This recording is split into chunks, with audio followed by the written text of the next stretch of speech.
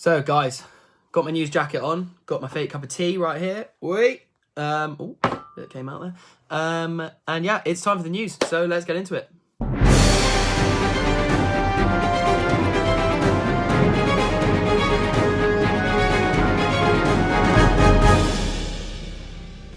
Guys, listen to this. The UK government has pledged to only sell electric cars by the year 2030. This is great news.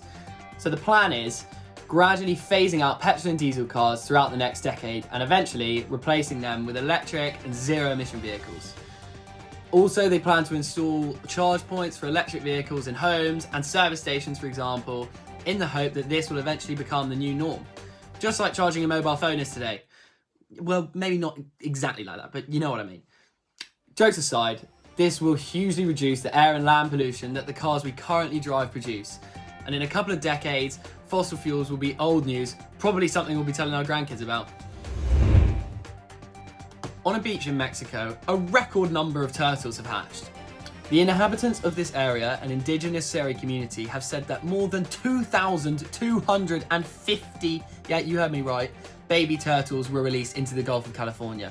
This is 5 times more than usual.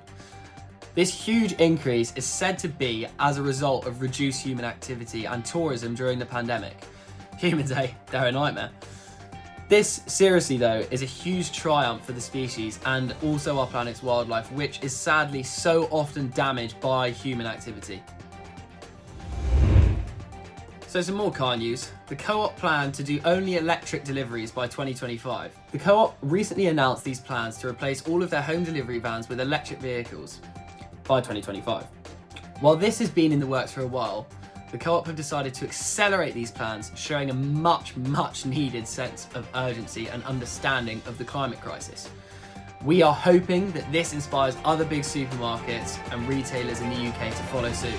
So come on, Tesco's and Sainsbury's, get a wriggle on. So, Garnier have launched their first ever shampoo bars. For some it's a chore, for some it's a luxury, but either way, washing our hair can actually be very unsustainable. Just think about the plastic bottles and the plethora of chemicals. So this is why L'Oreal's latest product launch is a great bit of news. They are basically launching a new line of shampoo bars with Garnier, which are 94% plant-based and biodegradable, a much more sustainable alternative. These bars require 80% less packaging and 70% less fossil energy to make. The beginning of sustainable changes in the cosmetic industry, we hope. So Nestle have actually introduced a coffee pod recycling scheme. Basically, you know how many of us rely on our morning coffee? Well, it turns out that the individual pods used in coffee machines are actually really unsustainable. They are single use and often ending up in landfills. Now thankfully, this new scheme sees the manufacturers of the UK's 3 biggest coffee pod brands joining together with the plan to establish the coffee industry's first national recycling scheme to avoid these pods ending up in landfills. Sounds pretty good to me.